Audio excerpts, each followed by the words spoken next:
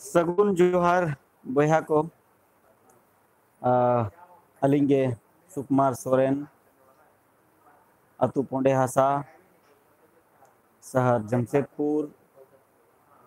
झारखंड भारत दिसोम खन जहां कोन तेहें no video बन नेलेआ सनाम बया को अली सुकुमार सोरेन पास्टा से खन अड़ी साई साई सरहाव और नो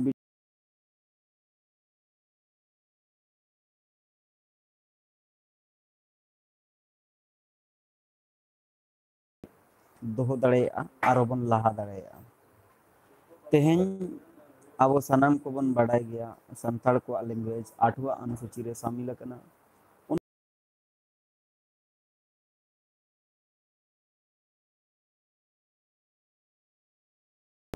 पढ़ाव हुई दरकार मेनखान तेहें अब राज आरी चली रे जहां गे होड़ बन बेजा आकात कोआ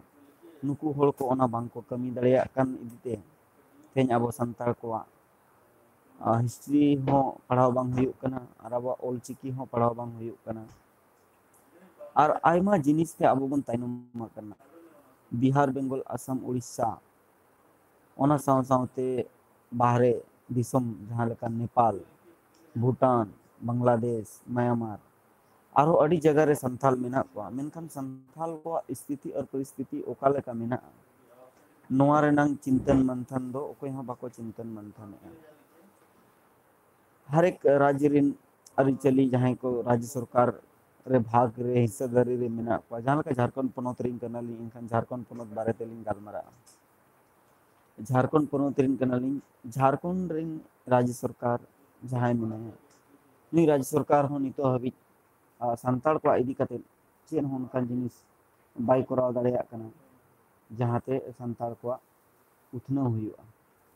और लेकिन अली ओना प्रयास ताहेना कि संताल को इदी कते जहां गे हुनंग कमी हुई दरकार ओना कमी हुनंग अड़ी संगे कमी दरकार कना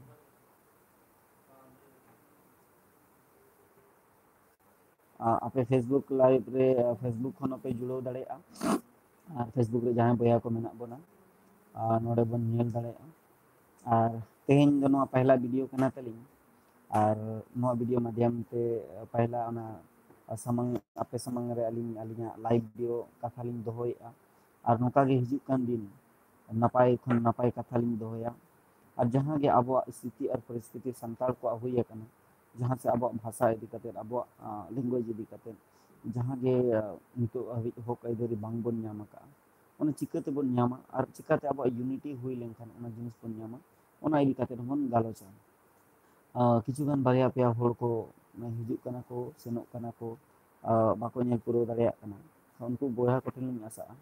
कि मा हिजुक मा और नोडे और अब बन नेला ओना बड़ा जम कथा तेन पहली बार यूट्यूब लाइव लिंग हेज कना अब जुदी जहां को औरी बन सब्सक्राइबा इनखान अलिया चैनल सुकुमार सोरेन ओना बन सब्सक्राइब मा और लाइक मा बन और शेयर मा बन और बन हटिंग मा और संताड़ा स्थिति भारत जगत रे चे लेका मिना नोआ बारेते अलिंग कमेंट बॉक्स रे पे ऑल दाड़े अलिया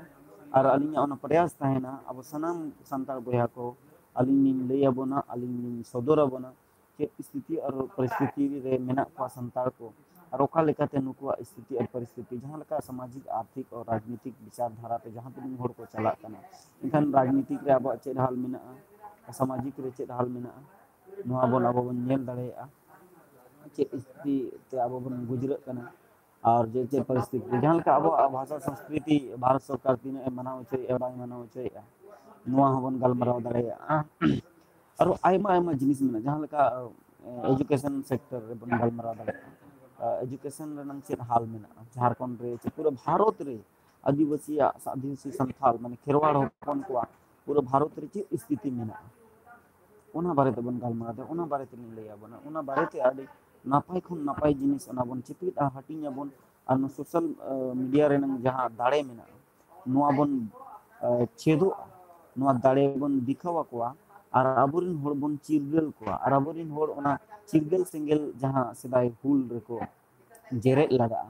ᱚᱱᱟ ᱥᱮᱸᱜᱮᱞ ᱟᱵᱚ ᱵᱚᱱ ᱡᱮᱨᱮᱫ ᱨᱩᱣᱟᱹᱲᱟ ᱟᱨ ᱫᱚᱦᱲᱟ ᱛᱮ ᱟᱵᱚᱣᱟᱜ ᱟᱹᱨᱤᱪᱟᱹᱞᱤ ᱵᱟᱧᱪᱟᱣ ᱞᱟᱹᱜᱤᱫ ᱛᱮ ᱢᱟᱹᱡᱷᱤ को परगना को मीत करते दोहराते उनको बन आयुर को सुतु ओचो उनको बन मेता को देला आयुर लेते उनको बन लई सेटर को कि बांगे मा नितो दो नवा समय कना नवा समय रे आपे तीन गड़ो सहोत पे नाम कना आले सावता पास्टा से फोन सावता रिन यूथ कोड़ा गिदरे को केन आले ना गड़ो सहोत ले मा पे और अबो सावता रिन कोड़ा गिदरे जहां तीन गे मेना को सनम कोड़ा गिदरे को ठेन निहर थाना नेता ताइनम रे अडी दिन बन दाना के नितो दो समाज रिन होड़ा ताइनम रे मिधो गड़ो सहोत एमोग मा जुदी मझी को बन केटेज के को एनखान अतु केटेजवा जुदी अतु केटेज ना अतु अतु केटेज एनखान परगनाय केटेज और जुदी परगनाय केटेज ना एनखान दिसम केटेज दिसम केटेज लेखान अब सावता समाज केटेजवा चेदा कि आबो जहां क्राइटेरिया में जहां अब तरीका में अब सोसाइटी रे नंग कमी रे नंग तरीका में ओना पाले एटा सोसाइटी रे उनका बनो नाते संथाल को तो आकवा प्रथा में रूढ़ी प्रथा में आकवा सामाजिक विचारधारा मिटिज में संथाल को सामाजिक विचारधारा मिटिज में जहां लेका अब संथाल समाज रे दो मिटिज अतु अतु रेन ओड़ा पूरा ओना अतु चलाव लगी ते मझी बाबा उनी साउते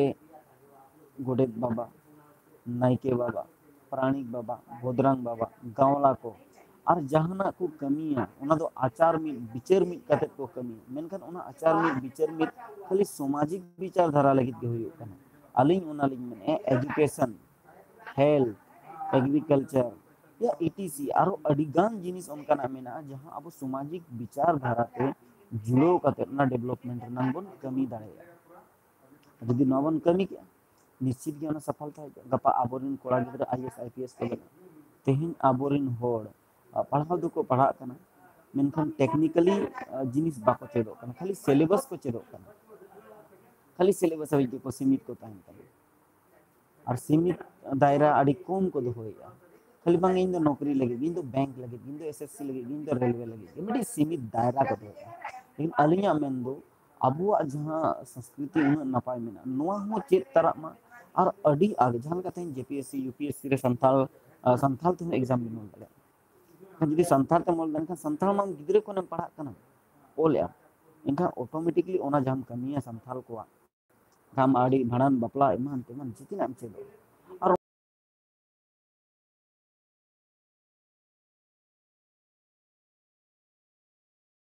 अब जहां बिनाव दरकार उना जिनिस बबो बिनाव का उना जुदी बन बिनाव के एनखान अड्डी चेहरा बन कमी दाड़े जहां का अब यूनिटी दो अड्डी निरोड़ा चेदा कि मझी थ्रू ते जितना कमी गानो भांडान हो बापला हो चूत चिटियर ईमान तेमान बोंगा बुरु सानम मझी दिए दिए का मझिया ताड़े चेक कना ओना मझी बाबा हो तेन बाय बडाय कना मझी बाबा हो ओना बडाय अचो कि मझी बाबा नोआ दो आम पावर कना नोआ दो आम दाड़े कना नोआ दो आम कमी दरकार जुदी ओडा नि नोआ कमी के टेक्निकल जुग रे टेक्निकल टाइप ते ओकोय हुचे नोआ को कमी कना अली नेल को अड़ी ढेर जिनिस li नेल कोड़ा गिदरे को पूरा को छुटो कना मेनखान छुटो रना कोई कारण के बना ओदे कोई उद्देश्य के बना एम एंड ऑब्जेक्टिव के तक बना जुदी एम एंड ऑब्जेक्टिव के तम बाय कहना एनखान आमा दो चीज फायदा कमी कते चीज छुटो कते छुटो कना एनखान आमा एम एंड ऑब्जेक्टिव तम तहे दरकार जुदी आमा एम एंड ऑब्जेक्टिव तम मेना निश्चित ज्ञान सफलता और जुदी बनु अनि एम एंड ऑब्जेक्टिव तम एनखान दाम नबम सफल आमा उद्देश्य होना चाहिए आमा उद्देश्य जब तक बाम निर्धारण तब तक हम चेक कमी हो बम लगे और जदि कमी बिकार हो जहां लगा तेन याली किछु गई मांग मिटे नेपाल रे कोड़ा गिर सा गलमरा होइना सऊदी रे ताहना उनी में अब मिटे प्लेटफॉर्म बनो इंटरनेशनल लेवल भारत रिन से नेपाल रिन से भूटान रिन से बांग्लादेश रिन मिटे अब ओना हाई लेवल रे इंटरनेशनल लेवल रे बनु अनि प्लेटफॉर्म और जदि ओना मेना इनका उनको होड़ स्वार्थ गया को उनको समाज लगी दो बाको है सोसाइटी लगी बाको है उनको आको व्यक्तिगत हित को है आको समूह हित को है इनखान उनखान प्लेटफॉर्म नि तो अब बिना हुई बना चेदा कि दिन लो ना कुñ रिनी रोटे लेका दो ताहे बांग दरकार गाडा मुडू मेना समुद्र हो मेना इनखान समुद्र लेका हो उहर दरकार अब बखा दिन लो उनको कुछ रोटी लेका के जुदी बन ताहेना मेनखान दो सावतार समाज दो मुचाद और रपुदोगा तेहेन संताल पारगना रना स्थिति खराब गया तेहेन बेंगल रना स्थिति खराबा उड़ीसा रे किछुगान ठीक ठाक मेना मेनखान ओंडे हो चासबास बरसा गे उनका के बिहार रना स्थिति खराबा ओंडे क्रिश्चियन ते होर को ठीक चबा माने संताल समाज रिन होर खेरवाड़ बंशो नौका को हटिंग चबा कना नौका को भटकावा कना कि अड़ी मुश्किला संताल समाज बंचाव लगे तेहेन अकोय हो नेता को चे अकोय हो अनायुर को जहां कोड़ा को मेना को उनको सामाजिक विचारधारा ते बांग को आयुर को होड़ बस आको राजनीतिक विचारधारा ते को आयुर को राजनीतिक विचारधारा ते जुदी को आयुर को एनखान मा सफलता ओना बांग नेलो अंते नते चलाव शेयर लगे और अड़ी सराव तेहेन दो निंका धरा गे ना तो पहला वीडियो कना यूट्यूब बना कली आ चेष्टा एलिन आरो नपाय कोन नपाय वीडियो ना भेजा हुयुआ नपाय कोन नपाय वीडियो अलिन आपे को सामने लिन अगुया और अड़ी रे चर्चा ओना बन दोया मा कमेंट बॉक्स रे आपे नोडे पे कमेंट दाड़ेया आपे नो कमेंट बॉक्स रे आपे पे कमेंट दाड़ेया और अलिन सा पे गलमाराव दाड़ेया और अलिन अवेलेबल गया लिन हमेशा सब मैसेज एनखान आपे अलिन सा जोगाजोग पे दो दाड़ेया जहाना कुली मिना कुली अबन चेपेद अबन जुदी दाड़ेया अबन खान कमिया नापाय सही आदो को निये को मेन कते गे तेन लगे दो निंका गे वीडियो लिंक खोजोआ लिंक खोजोआ तेन दो वीडियो गे ट्राई तहन के लाइव वीडियो चेलका चला फेसबुक को तेमा बाडाया कान गया मेनखान तेन यूट्यूब ते